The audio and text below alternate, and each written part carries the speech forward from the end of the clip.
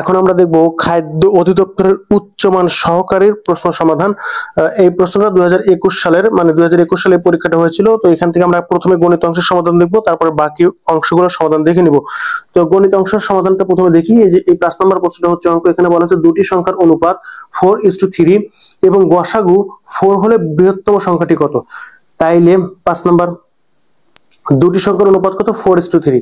তাহলে সংখ্যা দুটি কি হবে, ধরি সংখ্যা দুটি। তাহলে সংখ্যা দুটি 4x আর হচ্ছে 3x। যেহেতু অনুপাত 4:3, তাহলে একটা হবে 4x আর একটা হচ্ছে 3x।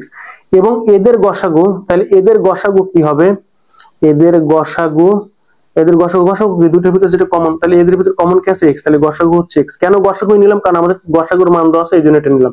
তাহলে শর্ত মতে কি, যে x সমান সমান 4, কারণ দুইটা সংখ্যার গসাগু পাইছি x, আবার গসাগু বলা আছে 4। তাহলে x সমান সমান কত, 4। বৃহত্তম সংখ্যাটি কত বা বৃহত্তর সংখ্যাটি কত, তাহলে এই দুইটার ভিতর কি বৃহত্তম, বৃহত্তম হচ্ছে 4, এই যে 4। তাহলে লিখবো যে বৃহত্তম সংখ্যাটি কত, 4 × x, মানে 4x আর কি। তাহলে 4 × 4, 4 4 কত, 16। তাহলে বৃহত্তম সংখ্যাটি হচ্ছে 16, এই যে 16 অপশনে আর কি। তো এখন আমরা এই প্রশ্নের সমাধান দেখব। এটা হচ্ছে যে একটি চাকার ব্যাস 4.5 মিটার, মানে 4.5 মিটার। চাকাটি 360 মিটার পথ অতিক্রম করতে কতবার ঘুরবে। একটি চাকার ব্যাস এত মিটার, চাকাটি 360 মিটার পথ অতিক্রম করতে কতবার ঘুরবে। এর জন্য আমরা একটা সহজ সূত্র জানি, সেই সূত্রটা হচ্ছে পথ সমান পরিধি ইনটু ঘূর্ণন সংখ্যা। এই যেখানে লেখা আছে, আপনারা একটু দেখে নেবেন, পথ সমান সমান পরিধি ইনটু ঘূর্ণন সংখ্যা, পথ সমান সমান পরিধি ইনটু ঘূর্ণন সংখ্যা। তাহলে এই সূত্র অনুযায়ী আমি যদি এখানে মানটা বসাই, কি সূত্র, যে পথ সমান সমান, ফার্স্ট আমি এটা বলতেছি কিন্তু, পথ সমান সমান পরিধি ইনটু ঘূর্ণন সংখ্যা। তাহলে পথ কত, পথ হচ্ছে 360 মিটার, 360 মিটার পথ। তাহলে পথ, এটা কয় নম্বর, 18 নম্বর। পথ হচ্ছে কত, 360। পথ সমান সমান পরিধি, পরিধি মানে আবার পরিধি, আচ্ছা লিখি পরিধি। পথ সমান সমান পরিধি ইনটু কত, ঘূর্ণন সংখ্যা।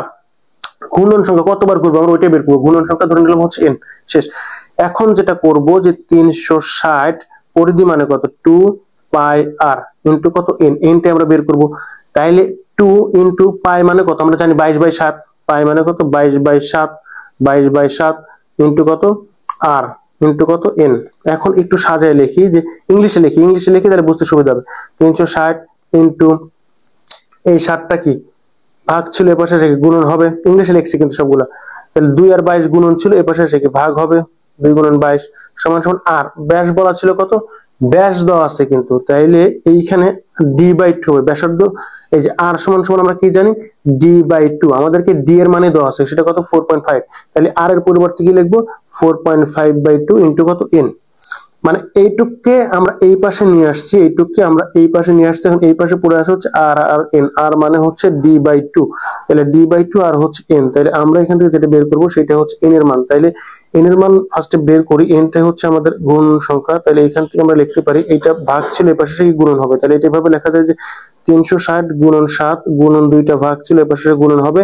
তো 2 × 22 × 4.5 গুণন ছিল, তাহলে এই পাশে কি হবে, ভাগ হবে। তাহলে 4.5 এটা সমান সমান হচ্ছে n। তাহলে এখন একটু কাটাকাটি করতে হবে, এই 2 কাটাকাটি চলে যাবে। তাহলে 45 এর দশমিক উঠাইতে উপরে 10 দ্বারা গুণন করে দিলাম। তাইলে 5 দিয়ে কাটি, 5 × 2 = 10 আর হচ্ছে 5 নং 45। 5 × 2 = 10 আর কত, 5 নং হচ্ছে 45। আবার 9 দিয়ে এটাকে কাটি, 4 নং 36। তাহলে কত পাচ্ছি আমরা, 40। 2 দিয়ে এইটাকে যদি কাটি, সেটা কত, 11। তাইলে উপরে কি থাকলো, 40 আর 7। তাহলে 4 7 কত, 28। উপরে থাকলো 280, 4 7 28, আর নিচে থাকলো কত, 11। তাহলে 11 দিয়ে 280 কে আমরা ভাগ দিই, দেখি কত আসে। তাহলে 11 × 11, 11 × 2 = কত, 22। 2 দিয়ে 8 কে 2 থেকে 8 বিয়োগ করলে কত, 6। আর এই 0 নামাইলে 7। তাহলে 5 11 কত, 55। 5 11 55। তাহলে এখান থেকে পাচ্ছি কত, 5। তার মানে 25 পয়েন্ট সামথিং, মানে 25 সমস্ত 5/11। তার মানে 25 পয়েন্ট সামথিং হবে অ্যান্সার।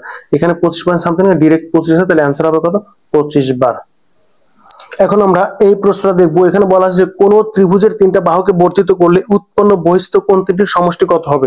খুবই সহজ একটা প্রশ্ন, একটু খেয়াল করতে হবে। কোন ত্রিভুজের 3টা বাহুকে বর্ধিত করলে উৎপন্ন বহিস্থ কোণ, তাহলে এইটা হচ্ছে আমার সেই ত্রিভুজ, এর অন্তস্থ কোণ এইটা, এইটা, এইটা, এই 3টা কিন্তু অন্তস্থ কোণ। তাহলে বহিস্থ কোণ কোনগুলো একটু চিত্রের মাধ্যমে দেখি, তারপর সমাধান করি। তাহলে এই বাহুকে বর্ধিত করলাম, প্রথমে আমরা বাহুগুলোকে বর্ধিত করি। তাহলে এই বাহুকে বর্ধিত করলাম এইদিকে, এই বাহুকে বর্ধিত করলাম হচ্ছে এই দিকে, মানে এই যে বাহুটা, এই বাহুকে বর্ধিত করলাম হচ্ছে এই দিকে, আর এই যে বাহুটা, এই বাহুকে বর্ধিত করলাম হচ্ছে এই দিকে, নিচের দিকে। এখন এই বাহুর যে বহিস্থ কোণ, মানে এই বাহুর যে বহিস্থ কোণ সেটা হচ্ছে এইটা, এই বাহুর যে বহিস্থ কোণ সেটা হচ্ছে এইটা, এই বাহুর যে বহিস্থ কোণ সেটা হচ্ছে এটা। আমি বুঝাইতে পারছি কিনা? এই অন্তস্থ কোণকে ধরে নিলাম এ বি সি, অন্তস্থ কোণকে ধরে নিলাম কি এ বি সি। তাহলে বহিস্থ কোণ কত হবে? এই সম্পূর্ণটা কত? সম্পূর্ণটা কি 180 ডিগ্রি। তাইলে সম্পূর্ণটা 180 ডিগ্রি, আর ভিতরেরটা হচ্ছে এ, তাহলে বাইরেরটা কত? বাইরেরটা অবশ্যই 180 মাইনাস এ হবে। আমি বুঝাইতে পারছি কিনা? আমি আরেকটু ক্লিয়ার চিত্র আঁকাই, তাহলে বুঝতে সুবিধা হবে। এই যে চিত্র ছিল হচ্ছে আমাদের এইটা, তাহলে আমি কি বলছিলাম? এই বাহুকে বর্ধিত করলাম এই দিক বরাবর, এই বাহুকে বর্ধিত করলাম, এই নিচের বাহুকে বর্ধিত করলাম এই দিক বরাবর, আর এই বাহুকে বর্ধিত করলাম এই দিক বরাবর। তাইলে আমার এই যে এইটাই তো বহিস্থ কোণ, তাই না? এইটাই তো বহিস্থ কোণ, তাহলে এইটা কত? এইটাই তো আমাদের দরকার, তাই না? এই বহিস্থ কোণটা কত? এইটাই তো আমাদের দরকার। আমি ভিতরের কোণগুলোকে কি ধরে নিয়েছিলাম? এটাকে ধরছিলাম এ, এটাকে ধরছিলাম বি, এটাকে ধরেছিলাম কত? সি। একটু খেয়াল করতে হবে। তাহলে এই সম্পূর্ণ কোণটা কত? সম্পূর্ণ কোণটা কত? 180 ডিগ্রি। সম্পূর্ণটা কিন্তু 180 ডিগ্রি। আর আমরা বের করব কোণটুকু? আমরা বের করব হচ্ছে এইটুকু, এইটুকু। তাহলে এই বহিস্থ কোণটুকু কত? এই ভিতরেরটা হচ্ছে এ, আর এইটা পুরাটা হচ্ছে 180। তাহলে এইটা কত? অবশ্যই কত? 180 মাইনাস এ। একইভাবে এইটা হবে হচ্ছে 180 মাইনাস বি, একইভাবে এইটা হবে হচ্ছে 180 মাইনাস সি। এখন আমরা যেটা জানি যে ত্রিভুজের তিন কোণের সমষ্টি কত? 180 ডিগ্রি। ত্রিভুজের তিন কোণের সমষ্টি কত? 180 ডিগ্রি। তাহলে a plus b plus c সমান সমান কত? 180 ডিগ্রি। ত্রিভুজের ভিতরে তিনটা কোণ আছে, এই তিন কোণের সমষ্টি হচ্ছে 180 ডিগ্রি। এখন এখানে বলছিল যেটা হচ্ছে উৎপন্ন বহিস্থ কোণ তিনটি সমষ্টি কত? তাহলে বহিস্থ কোণ এইটা, এইটা, এইটা, এই তিনটা সমষ্টি কত সেটা বের করব। তাহলে এইটাই হচ্ছে আমাদের উৎপন্ন বহিস্থ কোণের সমষ্টি, যে 180 minus A plus 180 minus B plus 180 minus C. তাহলে এই তিনটাকে যোগ করলে এখান থেকে আসবে কত? 540 মাইনাস কমন নিলে এ প্লাস বি প্লাস সি। এটা কিন্তু আমাদের সূত্র যে ত্রিভুজের তিন কোণের সমষ্টি হচ্ছে 180 ডিগ্রি। তাহলে ওই জন্য কিন্তু এটা লিখছি, এটা মুখস্থ জিনিস। তাহলে এখান থেকে লিখবো কত? যে 540 মাইনাস হচ্ছে 180। তাহলে এখান থেকে পাবো কত? 360 ডিগ্রি। তার মানে হচ্ছে ভাই ত্রিভুজের তিনটা ভাগে বর্ধিত করলে উৎপন্ন বহিস্থ কোণ কত ডিগ্রি আমরা পাচ্ছি? 360 ডিগ্রি। এই যে 360 ডিগ্রি। এখানে লেখা আছে যে 2450 কে কত দ্বারা গুণ করলে সংখ্যাটি পূর্ণবর্গ সংখ্যা হবে? কি লেখা আছে? 2450 কে কত দ্বারা গুণ করলে সংখ্যাটি কি হবে? পূর্ণবর্গ সংখ্যা হবে। তাইলে আমরা করি, দেখি কি আসে। 2450 কত দ্বারা গুণ করলে? তাইলে আমরা করি, দেখি ফার্স্টে থেকে 2 দিয়ে দেখি যে যায় কিনা। 1225, 1225, 2 দিয়ে 1225, তারপরে 5 দিয়ে যাবে, অবশ্যই যাবে। 5 দিয়ে গেলে কত হবে? 5 দিয়ে গেলে হবে 245, আবার 5 দিয়ে যাবে তখন হচ্ছে 49, এখন আবার 7 দিয়ে যাবে, 7 7 কত? 49। তাহলে এখন এই জিনিসটা পূর্ণবর্গ হইতে হবে। তাহলে এই সংখ্যাগুলো কি জোড় আছে কিনা আমরা ফার্স্টে দেখবো সেটা। তাইলে একটু দেখি যে এই সংখ্যাগুলো জোড় আছে কিনা। তাইলে 2 × 5 × 5 × 7 × 7, 2 এর পাওয়ার 1, 5 এর পাওয়ার স্কয়ার, 7 এর পাওয়ার স্কয়ার। তাহলে এই সংখ্যাটা কি পূর্ণবর্গ? না। কেন পূর্ণবর্গ না? কারণ হচ্ছে 2 এর পাওয়ার কিন্তু বেজোড়। 2 এর পাওয়ার যদি জোড় হইতো তাহলে আমরা বলতে পারতাম যে সংখ্যাটি পূর্ণবর্গ। তাহলে এই সংখ্যাটিকে পূর্ণবর্গ হইতে হইলে এর সাথে আমার একটা 2 গুণন দিতে হবে, তাইলে এই সংখ্যাটি পূর্ণবর্গ হবে। কেন 2 গুণন দেব? কারণ 2 এর পাওয়ার 1, এই 2 এর পাওয়ার 1, এই 1 আর এই 1 যোগ হয়ে 2 এর পাওয়ার হয়ে যাবে স্কয়ার 2। এই জন্য আমি যদি একটা 2 গুণন দিই তাহলে সংখ্যাটি পূর্ণ হবে, পূর্ণবর্গ হবে। তাহলে আমরা লাস্টে লিখে দেবো যে এই সংখ্যাকে যদি আমরা 2 দ্বারা গুণন করি তাহলে সংখ্যাটি পূর্ণবর্গ হবে। আমি বুঝাইতে পারছি কিনা আরেকবার বলতেছি দরকার হলে। 2 × 5 স্কয়ার × 7 স্কয়ার, 2 × 5 স্কয়ার × কত? 7 স্কয়ার, 2 × 5 স্কয়ার × কত? 7 স্কয়ার। এটা আমাদের কাছে আছে। হ্যাঁ, এখন 2 এর পাওয়ার তো 1, 2 এর পাওয়ার 2 বা জোড় সংখ্যা হইলে আমার আর কোনো সমস্যা হতো না, সংখ্যাটা পূর্ণবর্গ হইতো। তাহলে 2 এর পাওয়ার 2 বানাতে হলে এই পুরো সংখ্যাকে আমার একটা 2 দ্বারা গুণন করতে হবে, কারণ এই 2 এর পাওয়ার 1, এই 1 আর এই 1 পাওয়ার গুলা কি যোগ হয়। তাহলে 1 + 1 মানে কত? 2। তাহলে যখন আমি এটাকে 2 দ্বারা গুণন করব তখন 2 এর পাওয়ার হয়ে যাবে স্কয়ার, 5 স্কয়ার, 7 স্কয়ার, সবগুলাই কি স্কয়ারে আছে, এজন্য সংখ্যাটি তখন পূর্ণবর্গ হবে। তাহলে आंसर হবে কি? 2। এখন আমরা এই প্রশ্নটা দেখবো। এখানে বলা আছে সমদ্বিবাহু ত্রিভুজের তার মানে অবশ্যই কি দুইটা বাহু সমান ও সমান সমান বাহুর দৈর্ঘ্য 50 সেন্টিমিটার। তাহলে এইটাও 50, এইটাও 50 হলে এর ক্ষেত্রফল এত বর্গমিটার হলে বাহুদের অন্তর্ভুক্ত কোণ কত? সমদ্বিবাহু ত্রিভুজের ক্ষেত্রফল নির্ণয়ের সূত্র যেটা জানি, সমদ্বিবাহু ত্রিভুজের ক্ষেত্রফল হচ্ছে half AB sin θ, half AB sin θ। ত্রিভুজের ক্ষেত্রফল কোন কোন নির্ণয়ের ক্ষেত্রে আমরা জানি যে হাফ এবি সাইন থিটা, তাইলে হাফ গুণন, যেহেতু দুইটা বাহু সমান সমান, তাহলে এর মানও 50, বির মানও 50, তাহলে 50 ইন্টু 50 ইন্টু কত সাইন থিটা। আচ্ছা এইটা সমান কি ক্ষেত্রফল, এটা তো ক্ষেত্রফলের সূত্র, ত্রিভুজের ক্ষেত্রফল মানে কত হাফ এবি সাইন থিটা, তাহলে এইটা যদি ক্ষেত্রফল হয় আমাদের কাছে কিন্তু ভাই ক্ষেত্রফলের মান বলা আছে সেটা কত 1200, তাহলে সেটা কত আসবে 1200, তাহলে এইটা সমান কি অবশ্যই কত 1200। তাইলে এখন আমরা এটাকে সমাধান করি, তাহলে এটা সমান সমান কত 1200, তাইলে এটাকে যদি সমাধান করি তাহলে কি আসবে 12 দুগুণে কত 2400, তাহলে সাইন থিটা সমান সমান কত 2400 বাই হচ্ছে 5 5 25 2500, তাহলে এই 2 কাটাকাটি চলে যাবে, আমাদের তো থিটা বের করতে হবে, তাহলে থিটা সমান সমান কত সাইন ইনভার্স 24 বাই 25, এটাকে সমাধান করলে আমরা এখান থেকে পাবো 73.74 এত ডিগ্রি, 73.74 এত ডিগ্রি। তো এখন আমরা এই প্রশ্নের সমাধান দেখবো। এখানে বলা আছে যে একটি ত্রিভুজের ভূমি তার উচ্চতার দ্বিগুণ অপেক্ষা 6 সেন্টিমিটার বেশি, ত্রিভুজটির ক্ষেত্রফল এত বর্গ সেন্টিমিটার হলে তার উচ্চতা কত।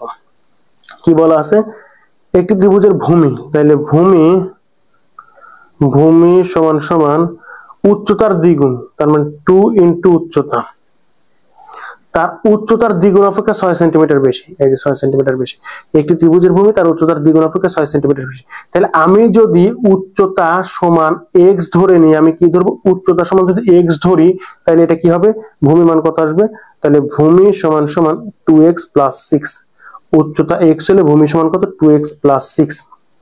এই যে যদি ত্রিভুজটা দেখি তাহলে এইটা হচ্ছে আমাদের সেই ভূমি, এইটা হচ্ছে আমাদের সেই ভূমি, মানে 2x + 6, উচ্চতা হচ্ছে x, আমাদেরকে উচ্চতাই চেয়েছে।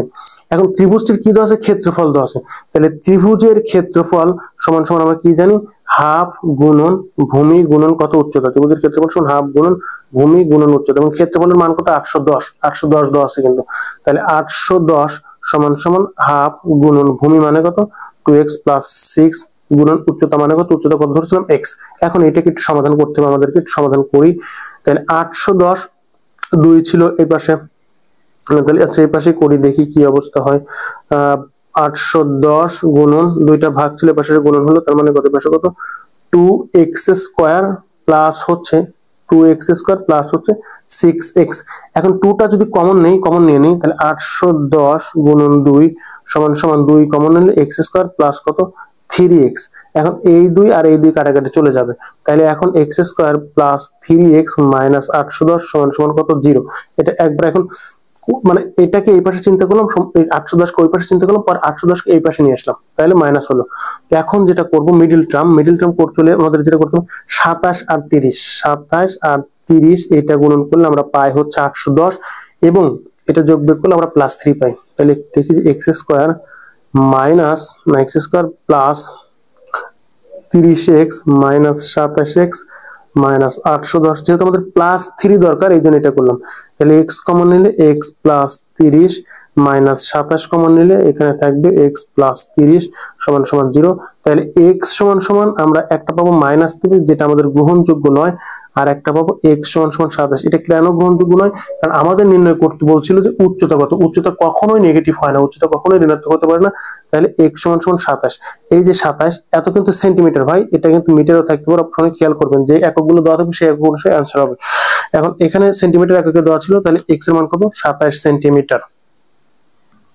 এখন আমরা এই প্রশ্নটা দেখব। এখানে বলা আছে 1 থেকে 49 পর্যন্ত ক্রমিক সংখ্যাগুলোর গড় কত। কি বলা আছে 1 থেকে 49 পর্যন্ত ক্রমিক সংখ্যাগুলোর গড় কত। তাহলে 1 থেকে 49, আর ফার্স্টে আমরা এটা দেখব, সূত্রটা দেখব। 1 থেকে n পর্যন্ত সংখ্যার যোগফল নির্ণয়ের সূত্র হচ্ছে n * n + 1/2, আর 1 থেকে n পর্যন্ত সংখ্যার কি গড় নির্ণয়ের সূত্র হচ্ছে n + 1/2।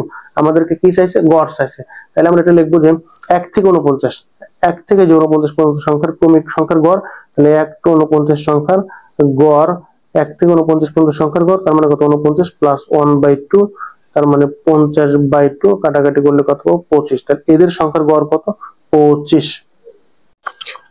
এখন আমরা এই প্রশ্নটার সমাধান দেখব। এখানে বলা আছে যে দুটি ত্রিভুজের মধ্যে কোন উপাদানগুলো সমান হওয়া সত্ত্বেও ত্রিভুজ দুটি সর্বসমান নাও হতে পারে। তো অপশনগুলো এরকম ছিল যে 3টা কোণ, 3টা বাহু, 2টা বাহু অন্তর্ভুক্ত কোণ, মানে এই অপশনগুলো ছিল। এই অপশনগুলোর ভিতর কোন উপাদানগুলো সমান হওয়া সত্ত্বেও ত্রিভুজ দুটি সর্বসম নয়? তো আমি এখানে সেই ব্যাখ্যাটা লিখে রেখেছি, একটু বোঝায় দিচ্ছি এখান থেকে। ফার্স্টে দেখি, ত্রিভুজ সর্বসমতার শর্তসমূহ হচ্ছে চারটি। ত্রিভুজ সর্বসম হওয়ার শর্ত হচ্ছে চারটি। S S S, S S, S আর S S, R H S. S S S কি নির্দেশ করবে? এস সাইড, সাইড মানে হচ্ছে বাহু, তাহলে এস এস এস, বাহু বাহু বাহু, এইগুলো হচ্ছে কিন্তু ত্রিভুজ সর্বসমতার শর্ত। মানে ত্রিভুজের তিনটা বাহু যদি সমান হয় তাহলে ত্রিভুজ দুটি কি সর্বসম হবে। ত্রিভুজের এই যে দুইটা ত্রিভুজের যদি প্রত্যেকটা বাহুই যদি সমান হয় তাহলে ত্রিভুজ দুটি কি সর্বসম হবে। এ বি পি কিউ, এই যে এ বি সমান P Q, BC Q R, এই যে বিসি সমান কিউ আর, তাহলে এসি পি আর, তাহলে এসি সমান পি আর। এটা গেল প্রথমটা। যদি দুইটা ত্রিভুজের প্রত্যেকটা বাহুই সমান হয় তাহলে ত্রিভুজ দুটি কি সর্বসম হবে। এখন দ্বিতীয়টা কি বলা ছিল? এস এ এস, তাহলে এখানে কি এস তে তো বললাম বাহু, এ তে হচ্ছে অ্যাঙ্গেল কোণ, তাহলে বাহু কোণ বাহু, বাহু কোণ বাহু, এটা সমান হলে ত্রিভুজ দুটি কি সর্বসম হবে। তাহলে এই একটা ত্রিভুজ, এই একটা ত্রিভুজ, তাহলে এই ত্রিভুজের বাহু হচ্ছে এ বি, আর এই ত্রিভুজের এই বাহু হচ্ছে পি কিউ, তাহলে এ বি সমান পি কিউ হইতে হবে, তারপরে বিসি সমান কিউ আর হইতে হবে, মানে যে বাহু সেই বাহুটাই অপর ত্রিভুজের সমান হইতে হবে। তাহলে এ বি সমান পি কিউ, বিসি সমান কিউ আর। এখন আমি যদি বি কোণটা, এই ত্রিভুজের ক্ষেত্রে যদি বি কোণটা নেই তাহলে এই ত্রিভুজের ক্ষেত্রে নিতে হবে কিউ কোণটা, তাহলে কোণ বি সমান হচ্ছে কোণ কিউ। যদি তাই হয় তাহলে এই ত্রিভুজ দুটি কি সর্বসম হবে। তাহলে তিনটা বাহু সমান হলে ত্রিভুজ দুটি সর্বসম, দুইটা বাহু আর একটা কোণ সমান হলে, মানে বাহু কোণ বাহু, আমি যে দুইটা বাহু নেব ওই দুইটা বাহুর, আমি যে দুইটা বাহু নিচ্ছি ওই দুইটা বাহুর যে মধ্যবর্তী কোণ অপর ত্রিভুজে, ওই দুইটা বাহুর মধ্যবর্তী কোণই একই হতে হবে, তাহলে ত্রিভুজ দুটি সর্বসম হবে। অন্য কোণ সমান হলে কিন্তু হবে না। তো এখন আরেকটা কি, আরেকটা হচ্ছে মানে কোণ বাহু কোণ, কোণ বাহু কোণ, তাইলে কোণ বাহু কোণ, তাহলে এ এস এ, এটা মানে হচ্ছে এ এস এ, তাহলে এই একটা ত্রিভুজ, এই একটা ত্রিভুজ, তাহলে এই দুইটা ত্রিভুজে আমি এই বাহুটা নিলাম, এই বাহুর কোণ হচ্ছে এইটা, আর এই বাহুর আর একটা কোণ হচ্ছে এইটা, মানে একটা বাহুর দুই পাশে দুইটা কোণ, তাহলে আমি এই বাহুটা নিছি, এই বাহুর একটা কোণ এটা, এই বাহুর আর একটা কোণ হচ্ছে এইটা। তো আমি যদি এই ত্রিভুজটা চিন্তা করি তাহলে এই ত্রিভুজের কি, এই ত্রিভুজের এই কোণ, এই বাহুর, এই ত্রিভুজের এই বাহুর এই কোণ আর এই কোণ, একইভাবে এই ত্রিভুজের যদি এই বাহুর এই কোণ আর এই কোণ সমান হয় তার মানে হচ্ছে কি কোণ এ সমান কোণ পি, এই যে কোণ এ সমান কোণ পি, কোণ বি সমান কোণ কিউ, কোণ বি সমান কোণ কিউ, আর বাহু হচ্ছে এ বি, এই ত্রিভুজের বাহু কত? পি কিউ, তাহলে এ বি সমান পি কিউ হইলে পরে এটা সর্বসম হবে। আর সমকোণী ত্রিভুজ এর ক্ষেত্রে কি হবে? আর এইচ এস, আর মানে হচ্ছে সমকোণ, এইচ মানে হচ্ছে অতিভুজ, এস মানে হচ্ছে বাহু। তাহলে এইটার ক্ষেত্রে কি হবে? এটা দুইটা যদি সমকোণী ত্রিভুজ সর্বসম হইতে হয় তাহলে কোণ বি সমান কোণ কিউ, মানে এইটাও সমকোণ হইতে হবে, এইটাও সমকোণ হইতে হবে। এসি সমান পি আর, এসি যে অতিভুজটা আছে এই অতিভুজ মানে এই বাহুর অতিভুজ এই বাহুর অতিভুজ সমান হইতে হবে। বিসি এই বাহুটা আর কিউ আর এই বাহুটা সমান হইতে হবে। তার মানে হচ্ছে কোণ বি সমান কোণ কিউ সমান 90 ডিগ্রি হইতে হবে। কোণ এসি সমান বাহু এসি সমান বাহু পি আর সমান হইতে হবে, বাহু বিসি সমান বাহু কি আর সমান হইতে হবে। এখন সর্বসম 9 কোণ ক্ষেত্রে আমাদের প্রশ্ন এটাই ছিল যে সর্বসম 9 কোণ ক্ষেত্রে, তাহলে কন্ডিশন বা শর্তটা হচ্ছে যে সর্বসম 9 যে শর্ত সেটা হচ্ছে যে দুটা ত্রিভুজের তিনটি কোণের পরিমাণ সমান হলে ত্রিভুজ দুটিকে সর্বসম বলা যাবে না। কি বললাম ভাই? যে দুইটা ত্রিভুজের তিনটা কোণ যদি সমান থাকে তাহলে কিন্তু ত্রিভুজ দুটিকে সর্বসম বলা যাবে না, কারণ কোণ সমান হলেও এদের বাহুর দৈর্ঘ্য আলাদা হইতে পারে। এজন্য এদেরকে সর্বসম নয় কিন্তু সদৃশ কোণই বলা হবে। এদেরকে কি বলা হবে? এদেরকে কিন্তু সদৃশ কোণই বলা হবে। যদি দুইটা ত্রিভুজের তিনটা কোণ সমান হয় কিন্তু বাহু সমান নয় তাহলে তাদেরকে সদৃশ কোণই বলা হয়, সর্বসম নয়।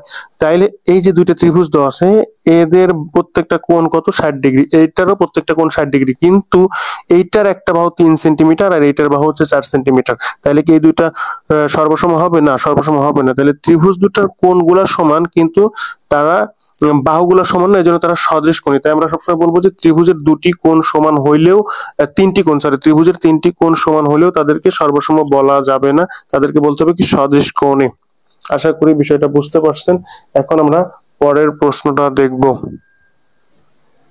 এখন আমরা এই প্রশ্নটা দেখব 55 নম্বর। এখানে বলা আছে 1 হতে 49 পর্যন্ত ক্রমিক সংখ্যাগুলোর গড় কত? তাহলে গড় 1 মানে ক্রমিক সংখ্যার গড় নির্ণয় সূত্র হচ্ছে 1 থেকে n পর্যন্ত ক্রমিক সংখ্যাগুলোর গড়, এটা কিন্তু গড় 1 থেকে n পর্যন্ত ক্রমিক সংখ্যাগুলোর গড় নির্ণয়ের সূত্র হচ্ছে n + 1/2। আর 1 থেকে n পর্যন্ত ক্রমিক সংখ্যাগুলোর যদি যোগফল নির্ণয় করতে বলি তাহলে সূত্র কি, যোগফল সমান সমান হচ্ছে n * n + 1/2। আমাদেরকে কি চাইছে, গড়। তাহলে 1 থেকে n পর্যন্ত, n মানে হচ্ছে যত পর্যন্ত বলবে, তাহলে আমাদেরকে কি বলছে 1 to 49 পর্যন্ত কি গড়, গড় সমান সমান n + 1/2। তাহলে n এর মান কত, 49 + 1/2, তার মানে কত 50/2 সমান সমান কত 25। তাহলে এই आंसर হচ্ছে 25।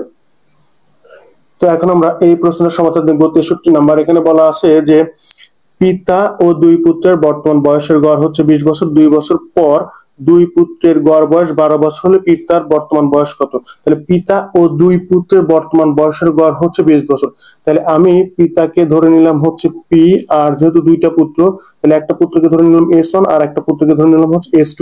এখন আমরা কি জানি ভাই, গড় সমান সমান কি, গড় সমান আমরা জানি যে সমষ্টি বাই সংখ্যা। গড় সমান সমান কি জানি, সমষ্টি বাই কি সংখ্যা, এটা আমরা জানি, কিন্তু গড় সমান সমষ্টি বাই সংখ্যা জানি। এখানে বলছিল কি পিতা ও দুই পুত্রের বর্তমান গড়, তাহলে আগে আমরা পিতা ও দুই পুত্রের বর্তমান গড় মানে কি, তাহলে গড় সমান সমান পিতা ও দুই পুত্রের বর্তমান গড়। তাহলে পিতা মানে পি আর পুত্র কয়টা, দুইটা, তাহলে S1 প্লাস হচ্ছে S2।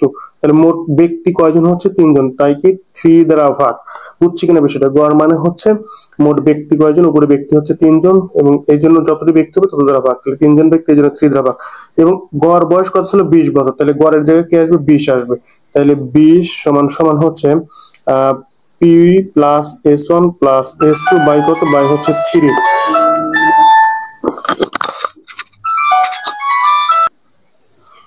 তাহলে কি ছিল যে 20 সমান সমান, যেহেতু এটা গড় আর এটাও গড়, এইটাও গড় এইটাও গড়, তাহলে এটা সমান এটা লিখতে পারি। আমরা এটাকে সমাধান করি, যে P plus S1 plus S2 সমান সমান 3, এই পাশে বিশের সাথে গুণ হয় 3 বেশি কত হবে 60। তো এটা আমরা সমীকরণ আকারে রেখে দিলাম। তারপরে কি বলা আছে একটু খেয়াল করব, 2 বছর পরে দুই পুত্রের গড় বয়স 12 বছর হলে 2 বছর পরে দুই পুত্রের গড় বয়স কত হবে, 12 বছর। তাহলে এই পাশে করি 2 বছর পরে, কয় বছর পরে, 2 বছর পর, 2 বছর পর দুই পুত্রের বয়স কিন্তু, তাহলে প্রথম পুত্রের জন্য বয়স কত হবে 2 বছর পর, 2 বছর পর প্রথম পুত্রের বয়স কত হবে, S1 প্লাস 2, স্বাভাবিক জিনিস। দ্বিতীয় পুত্রের বয়স কত হবে, S2 প্লাস 2, মানে 2 বছর পর এদের বয়স কত হবে, 2 বছর করে বাড়বে। তাহলে 2 বছর পর প্রথম পুত্রের বয়স হচ্ছে S1 প্লাস 2, দ্বিতীয় পুত্রের বয়স হচ্ছে S2 প্লাস 2। তাহলে এদের গড় কত হবে, 2 বছর পর এদের গড় কত হবে, তাহলে 2 বছর পর এদের বয়স কিন্তু এটা, 2 বছর পর এটা হচ্ছে বয়স, আর 2 বছর পর এদের গড় কত, তাহলে 2 বছর পর এদের গড় হচ্ছে S1 plus 2 plus S2 plus 2। মোট ব্যক্তি কয়জন, 2 জন। সংখ্যা কিন্তু 4টা, কিন্তু ব্যক্তি কয়জন, 2 জন, তাহলে 2 দ্বারা ভাগ।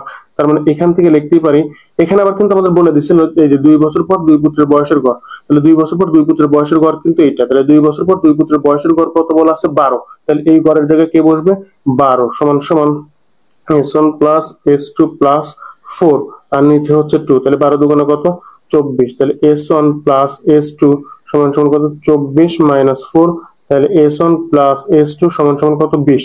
তাহলে দুই পুত্রের বয়সের যোগফল পাচ্ছি কত, 20। এখানে বলা ছিল যে পিতার বর্তমান বয়স কত, তার কথা বলা আছে যে পিতার বর্তমান বয়স কত।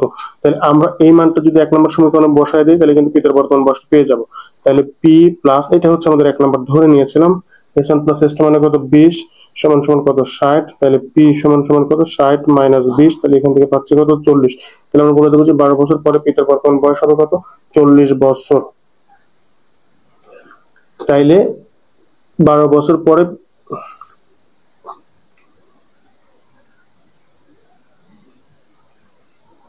তাইলে পিতার বর্তমান বয়স কত হবে, যে পিতার বর্তমান বয়স হচ্ছে 40 বছর। পিতার বর্তমান বয়স কত বছর, 40 বছর। এই যে 40 বছর অপশনে আছে আর কি।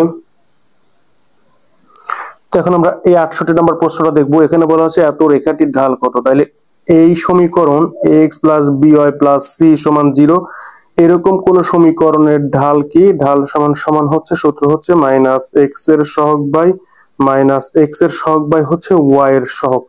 এরকম সমীকরণের ঢাল হচ্ছে এটা। তাহলে এই সমীকরণটা আর এই সমীকরণটা কি একই, একটু খেয়াল করি যে 7x মাইনাস 7y মাইনাস 14 সমান সমান হচ্ছে 0। তাহলে এত এর কি ঢাল, ঢাল সমান সমান কি মাইনাস, এটা কিন্তু সূত্রের মাইনাস, তাহলে x এর সহগ করে 7, x এর সহগ হচ্ছে 7, ওয়াই এর সহগ কিন্তু -7, কারণ আমাদের সূত্রে কিন্তু প্লাস ছিল, প্লাস দেওয়ার সূত্র ছিল এটা। আমাদের এই প্লাসের ক্ষেত্রে যদি কখনো সমীকরণে মাইনাস চলে আসে তাহলে মাইনাস সহ আমরা নিয়ে নেবো। তাহলে ওয়াই এর সহগ কত? -7। তাহলে এর নিচে কি বলবো? -7। এই কাটাকাটি করলে আমরা কত পাবো? 1 পাবো। তাহলে এই রেখাটির ঢাল হচ্ছে +1, এই যে +1। এখন আমরা পরের প্রশ্ন দেখবো যে একটি অপ্রকৃত ভগ্নাংশ লব ও হরের পার্থক্য 1, এদের সমষ্টি 7, ভগ্নাংশটি কত? একটি অপ্রকৃত ভগ্নাংশ লব হর, এটা কিন্তু অপ্রকৃত ভগ্নাংশ। তাহলে এটা করার আগে অপ্রকৃত ভগ্নাংশ কি সেটা জানতে হবে। অপ্রকৃত ভগ্নাংশ হচ্ছে যাদের লব বড়। অপ্রকৃত ভগ্নাংশের ক্ষেত্রে কি হবে? অপ্রকৃত ভগ্নাংশ সেটাই হবে যার কি লব বড়। লব যদি বড় হয় তাহলে সেটা ভগ্নাংশটা কি? অপ্রকৃত ভগ্নাংশ। তাহলে কি বলছে? অপ্রকৃত ভগ্নাংশ লব হরের পার্থক্য হচ্ছে 1। তাহলে আমি যেহেতু লব বড় হবে তাহলে আমি ধরে নিলাম লব হচ্ছে কি x+1, আর হরকে ধরলাম হচ্ছে x, কারণ লব যেহেতু বড় হবে এই জন্য যা নেবো তার থেকে এক গুণ একটা বড় হবে। তাহলে হর যদি x হয় তাহলে লব কি x+1। ফার্স্ট আমরা এটা লিখবো যে ধরি হর হচ্ছে x, তাহলে হর যদি x হয় তাহলে লব কি তার থেকে বড় হবে, এবং সেটা এই জন্য হবে কি x+1 আর কি।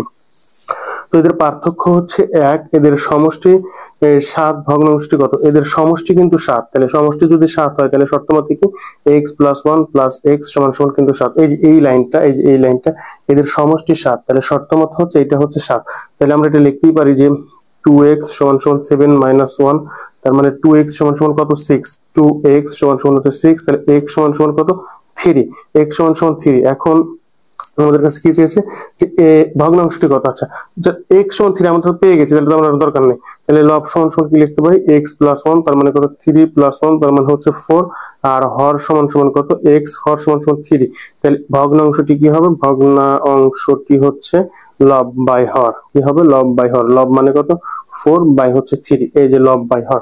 এখানে 4/3 যেটা আছে এটাই হচ্ছে অ্যান্সার। তো এখন আমরা এই প্রশ্নটা দেখবো। এখানে বলা আছে যে একটি সংখ্যার 3 গুণের সাথে দ্বিগুণ যোগ করে 90 হয়, সংখ্যাটি কত? এটা 76 নম্বর প্রশ্ন।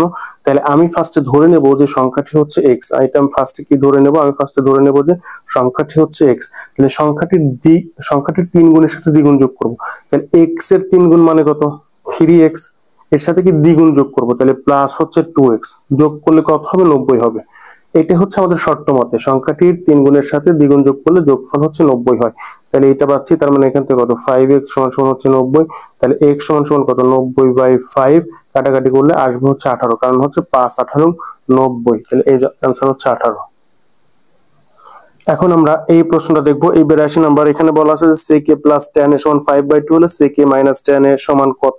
এটা আমাদের কাছে চাওয়া হয়েছে। তাহলে আমরা একটা সূত্র জানি যে sec স্কয়ার থিটা সমান কত? 1 + tan square theta. sec square theta সমান 1 + tan স্কয়ার থিটা। তাহলে এটাকে যদি এই পাশে আনি তাহলে এখান থেকে লেখা যায় sec square theta - tan square theta সমান হচ্ছে 1। তাহলে a স্কয়ার - b স্কয়ার থাকলে আমরা এটাকে লিখতে পারি যে a + b আর হচ্ছে কি a - b।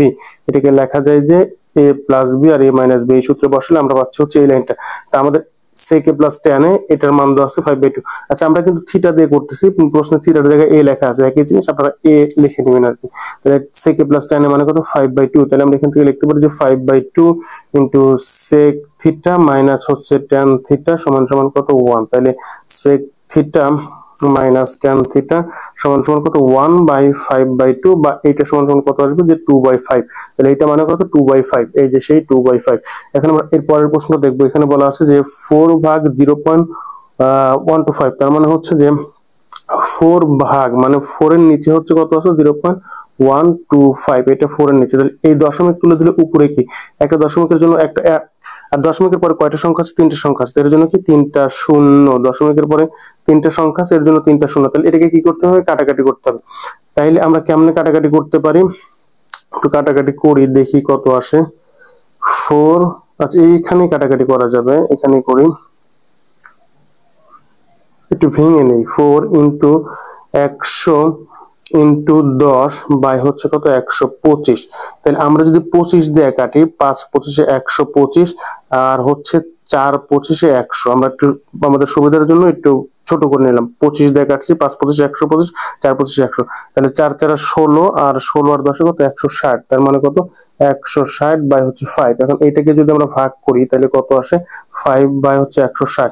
3 5 কত? 15, 5 আছে 6 পাবো 1, 10, 5 2 হচ্ছে 10। এই যে 32, এই যে 32 হচ্ছে এটা।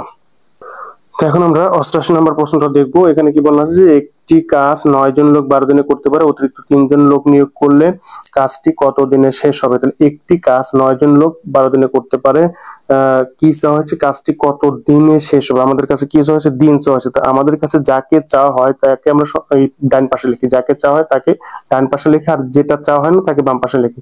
তাহলে আমাদের কাছে দিন চাওয়া হয়েছে, তাহলে দিনকে আমরা ওই পাশে লিখবো।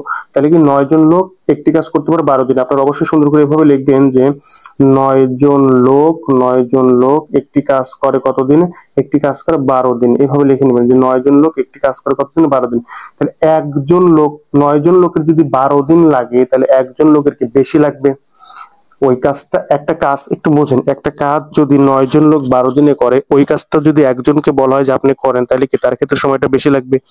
বেশি হইলে কি হয়, গুণন হয়। তাহলে 9 × 12, অথবা এভাবে মনে রাখতে পারেন জন আর দিন গুণন হয়। তারপরে কি বলা আছে, অতিরিক্ত 3 জন লোক নিয়োগ করলে। তার মানে আগে লোক ছিল কতজন, 9 জন। তারপরে কি অতিরিক্ত 3 জন লোক নিয়োগ দিছে, তার মানে 9 + 3। তাহলে বর্তমানে লোক সংখ্যা কিন্তু 12 জন। অতিরিক্ত 3 জন লোক মানে 9, আগে যা লোক ছিল তার সাথে অতিরিক্তটা যোগ হয়ে 12 জন হয়ে যাবে। তাহলে 12 জন লোক কাজটি কতদিনে করতে পারবে, একটু বুঝতে হবে। একজন করতে কিন্তু বেশি সময় লাগছে, কিন্তু ওখানে যদি 12 জন বলা হয় তাহলে কি কমে যাবে সময়টা কম লাগবে। আমরা ফার্স্টে এইটা তুলনা করে এইটা লিখছি, এর দ্বিতীয় ক্ষেত্রে এইটা আর এইটা তুলনা করে এইটা লিখবো আর কি। মানে প্রথমে চিন্তা করতে হবে এইটা এর সাথে কিন্তু যাওয়া যাবে না, এটা এর সাথে তুলনা করবো। একজন লোক একটা কাজ 12 দিনে করে, যদি 12 জন লোক ওই কাজটা করে তাহলে কি সময়টা কম লাগবে, আর কম লাগবে তখন হবে ভাগ। তাহলে 12 × 12/12 এত দিনে, 12 পরে কাটাকাটি চলে যাবে, অ্যান্সার হবে কি 9 দিনে আর কি। এই যে 9 দিনে। এখন আমরা 90 নম্বর প্রশ্ন দেখবো। এখানে বলা আছে 60 মিটার দৈর্ঘ্য বিশিষ্ট বাঁশকে এত অনুপাতে ভাগ করলে টুকরাগুলোর সাইজ কত। তাহলে একটা বাঁশ হচ্ছে 60 মিটার দৈর্ঘ্য বিশিষ্ট, তাহলে এইটার সিস্টেমটা হচ্ছে আমরা ফার্স্ট থেকে যোগ করে দিই কত আসে, 3, 7 আর 10, 10 সাথে 17, 17, 18, 19, 20, এদের যোগফল কত, 20, যোগ 10 সাথে 17, 20। তাহলে সূত্রটা হচ্ছে এরকম যে দৈর্ঘ্য ভাগ করলে টুকরাগুলোর সাইজ কত। প্রথম টুকরার সাইজ, তাহলে এর নিচে বসবে যোগফল কত, 20, আর 60 উপরে যাবে হচ্ছে 3, আর গুণন হচ্ছে 60। মানে প্রথম টুকরার জন্য কিন্তু যখন 3 মানে যে টুকরার দৈর্ঘ্য 3 ছিল, মানে যে টুকরার অংশ 3 ছিল ওই ক্ষেত্রে মানে তার কত মিটার দৈর্ঘ্য সেটা বের করছি। তাহলে সিস্টেমটা হচ্ছে যে অনুপাতগুলো থাকবে সেই অনুপাতের যোগফলটা হচ্ছে নিচে, টোটাল দৈর্ঘ্যটা মাঝখানে গুণন হবে, আর উপরে হচ্ছে যে অংশটা থাকবে সেটা।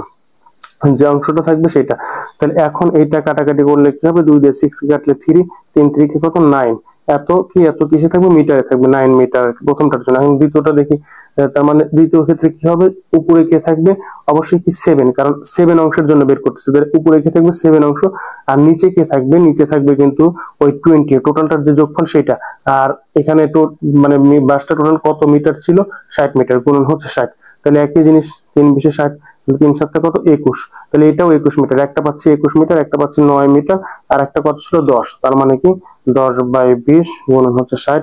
তাহলে এটা কাটছে 3 10 কত, 30। তার মানে এটা হচ্ছে 30 মিটার। তাহলে প্রত্যেকটা টুকরার দৈর্ঘ্য হচ্ছে একটা 9 মিটার, একটা 21 মিটার, একটা 30 মিটার। এই যে 9, 21, 30। তো এখন আমরা এই 95 প্রশ্নটার সমাধান দেখবো। 95 নম্বর প্রশ্নে কি বলা আছে যে 95 নম্বর প্রশ্নে বলা আছে যে 4 log 3 - log 9 সমান কত। কি লিখবো যে 4 log 3 মাইনাস হচ্ছে log 9 এর মান কত। তাহলে এটাকে ভেঙে কি লেখা যায়, 4 log 3 মাইনাস log 9 কে লেখা যায় কি 3 স্কয়ার, লেখা যায়, কোনো সমস্যা নেই। তাহলে কি 4 log 3 মাইনাস হচ্ছে স্কয়ারটা সামনে আসে, তাহলে 2 log 3। এই যে এইটা হচ্ছে সূত্র, log এর উপরে b থাকলে এটাকে লেখা যায় হচ্ছে b log a। তাহলে এখান থেকে 4টা log 3 থেকে যদি 2টা log 3 বাদ দেই তাহলে আর থাকবে কয়টা, 2টা log 3। বুঝাইতে পারছি কিনা, আমার কাছে 4টা log 3 আছে আর মাইনাস 2টা log 3 আছে, তাহলে 4টা log 3 থেকে 2টা log 3 বাদ দিলে থাকে 2টা log 3। তাহলে आंसर হচ্ছে 2 log 3। এখন আমরা এই 98 নম্বর প্রশ্নটা দেখবো। এখানে বলা আছে একটি গাড়ি 3600 টাকায় বিক্রয় করে 20% ক্ষতি হলো, কত টাকায় বিক্রয় করে 16% লাভ হবে। কত টাকায় বিক্রয় করলে 16% লাভ হবে? আচ্ছা, 20% ক্ষতিতে বিক্রয় মূল্য। যখন 20% ক্ষতি হয়, 20% ক্ষতিতে কি দরকার? এটা কিন্তু বিক্রয় করে 20% ক্ষতি হচ্ছে, তাহলে কি 20% ক্ষতিতে কি বিক্রয় মূল্য, 20% ক্ষতিতে বিক্রয় মূল্য কত হবে? 100 মাইনাস 20 সমান সমান কত? 80 টাকা। হ্যাঁ, আর হচ্ছে 16%, এই যে কত টাকায় বিক্রয় করলে 16% লাভ হবে, এইটাও কিন্তু বিক্রয় মূল্য, এটা 16% লাভে বিক্রয় মূল্য। তাহলে লিখবো কি 16% লাভে বিক্রয় মূল্য, 16% লাভে বিক্রয় মূল্য কত হবে? 100 যোগ 16 সমান সমান কত? 116 টাকা। এটা হচ্ছে 80 টাকা। তার মানে বিষয়টা কি ভাই, যে আমাদের 80 টাকার জিনিস বেচতে হবে কত টাকায়? 116 টাকায়। আমি বুঝাইতে পারছি কিনা? একটা জিনিস বিক্রয় করলে 20% ক্ষতি হয় এবং সেটা 20% ক্ষতি হলে সেটা কয় টাকা হচ্ছে? 80 টাকা। এবং কত টাকায় বিক্রয় করলে ওই জিনিসটা আমাদের 16% লাভ হবে। তার মানে 16% লাভে বিক্রয় মূল্যটা কত হচ্ছে? 116 টাকা। তার মানে 80 টাকার জিনিস আমাকে বেচতে হবে কয় টাকা? 116 টাকা। 80 টাকার জিনিস বেচতে হবে কয় টাকা? 116 টাকা। এখন তাহলে আমরা এটা লিখবো যে 80 টাকার জিনিস বিক্রয় করতে হবে 116 টাকায়। 80 টাকার জিনিস, কারণ দুইটাই কিন্তু বিক্রয় মূল্য, প্যাঁচ লাগানো যাবে না কিন্তু। 80 টাকার জিনিস বিক্রয় করতে হবে কত টাকা? আপনি একটু লিখে নেবেন যে 80 টাকার জিনিস বিক্রয় করতে হবে 116 টাকায়। 80 টাকার জিনিস বিক্রয় করতে হবে কত? 116 টাকায়। তাহলে এক ডট ডট 116 বাই 80। আর কত টাকায় টোটাল কত টাকায় বিক্রয় করতে হবে? 36,000।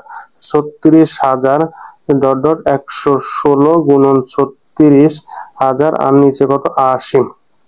তো এখানে এটাকে একটু কাটাকাটি করতে হবে। 8 দিয়ে কি 36 কে ভাগ দেওয়া যায়? দেখি তো কত আসে। 8 ভাগ 36 360। 8 দিয়ে আমরা 116 কে কাটি, তাহলে সবচেয়ে সুবিধা হবে।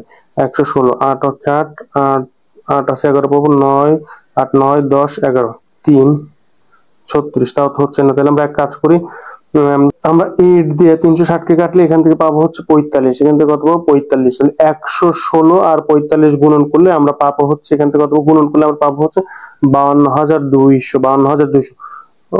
একটু মিস্টেক হয়েছে, এখানে আমার 3টা শূন্য হবে ভাই, এটা 3টা শূন্য হবে। একটা শূন্য একটা শূন্য কাটাকাটি গেছে। তারপরে 8 দিয়ে আমরা 360 কে যদি কাটি তাহলে এখান থেকে পাবো কত? 450। এই 450 আর 116 গুণন করলে পাবো হচ্ছে 52,200। এটার আনসার হচ্ছে এই যে 52,200। তো এখন আমরা এই প্রশ্নের সমাধান দেখবো। এখানে বলা আছে যে 2 অঙ্ক বিশিষ্ট একটি সংখ্যার দশক স্থানীয় অঙ্ক একক স্থানীয় অঙ্কের দ্বিগুণ, সংখ্যাটি অঙ্কদের সমষ্টির কত গুণ? 2 অঙ্ক বিশিষ্ট একটি সংখ্যার দশক স্থানীয় অঙ্ক একক স্থানীয় অঙ্কের দ্বিগুণ। তাহলে আমরা ফার্স্টে ধরে নেব যে একক স্থানীয় অঙ্কটি কি? একক স্থানীয় অঙ্কটি হচ্ছে x, আর 2 অঙ্ক বিশিষ্ট একটি সংখ্যার দশক স্থানীয় অঙ্ক একক স্থানীয় অঙ্কের দ্বিগুণ। দশক স্থানীয় অঙ্ক, তাহলে একক স্থানীয় যদি অঙ্ক যদি x হয় তাহলে দশক স্থানীয় অঙ্ক কি হবে? 2x। স্বাভাবিক জিনিস, বুঝছি কিনা আমরা বিষয়টা? এখানে কি বলা আছে? 2 অঙ্ক বিশিষ্ট একটি সংখ্যার দশক স্থানীয় অঙ্ক একক স্থানীয় অঙ্কের দ্বিগুণ। তার মানে দশক স্থানীয় যে অঙ্কটা হবে সেটা হবে একক স্থানীয় অঙ্কের দ্বিগুণ। তাহলে ফার্স্টে আমাকে একক স্থানীয় অঙ্কটা ধরে নিতে হবে, তারপর দশক স্থানীয় অঙ্কটা লিখতে হবে। তাহলে আমি লিখবো যে ফার্স্টে ধরি একক স্থানীয় অঙ্ক হচ্ছে x, তাহলে দশক স্থানীয় অঙ্ক যেহেতু দ্বিগুণ হবে তাহলে দশক স্থানীয় অঙ্ক কত? 2x। তো এখন তাহলে সংখ্যাটি কি হবে ভাই? সংখ্যাটি হচ্ছে যে, সংখ্যাটি কি হচ্ছে? সংখ্যাটি সমান সমান যে একক তার সাথে থাকবে কত? x, প্লাস যে দশক তার সাথে থাকবে কত? 10 2x। তার মানে এখান থেকে সংখ্যাটি কত? x প্লাস 20x, তার মানে কত? 21x। সংখ্যাটি হচ্ছে কত? 21x। সংখ্যাটি হচ্ছে এইটা। তো এখন বলছে যে সংখ্যাটি অঙ্কদ্বয়ের সমষ্টির কত গুণ? সংখ্যাটি অঙ্কদ্বয়ের সমষ্টির কত গুণ? আচ্ছা, তাহলে এটা হচ্ছে অঙ্কদ্বয়, তাহলে অঙ্কদ্বয়ের সমষ্টি কত সেইটা আগে দেখি। আমরা ফার্স্টে দেখি যে অঙ্কদ্বয়ের সমষ্টি কত আসে। অঙ্কদ্বয়ের সমষ্টি, অঙ্কদ্বয়ের সমষ্টি কত? অঙ্কদ্বয়ের সমষ্টি সমান 2x প্লাস x, মানে x প্লাস 2x, তার মানে কত? 3x। তেমন এখন সংখ্যাটিকে ভেঙে 3x আকারে লিখবো। তাহলে লিখবো যে সংখ্যাটি সমান সমান কত? 21x। তাহলে এটা লেখা যায় কত? 3 7 21x, মানে 7 into 3x, মানে এই 21x মানে কত? 21x মানে কত? 7 into 3, 3 7 21x। তার মানে কত? 7 into এই যে সংখ্যাটির অঙ্কদ্বয়ের সমষ্টি 7 into 3x, এর পরিবর্তে কি লেখা যায়? এখানে লিখি 7 into 3x, এর পরিবর্তে কি লেখা যায়? 7 into 3x মানে কি? অঙ্কদ্বয়ের সমষ্টি। তাহলে 3x মানে হচ্ছে অঙ্কদ্বয়ের সমষ্টি। তাইলে এখানে এটা সংখ্যা ছিল কি, যে সংখ্যাটি অঙ্কদ্বয়ের সমষ্টির কত গুণ? তাহলে সংখ্যাটি তার অঙ্কদ্বয়ের সমষ্টির 7 গুণ। সংখ্যাটি তার অঙ্কদ্বয়ের সমষ্টির কত গুণ? 7 গুণ। আশা করি বিষয়টা বুঝতে পারছেন। এখন বাকি প্রশ্নগুলো দেখানো হবে, আপনারা দেখে নেবেন আর একটু পড়ে নেবেন। আর পারলে এই চ্যানেলটা সাবস্ক্রাইব করে রাখেন, কারণ প্রতিনিয়ত বিভিন্ন চাকরি পরীক্ষার গুরুত্বপূর্ণ অঙ্কের সমাধান দেওয়া হচ্ছে, যা দেখলে আপনারা অবশ্যই অনেক উপকৃত হবেন।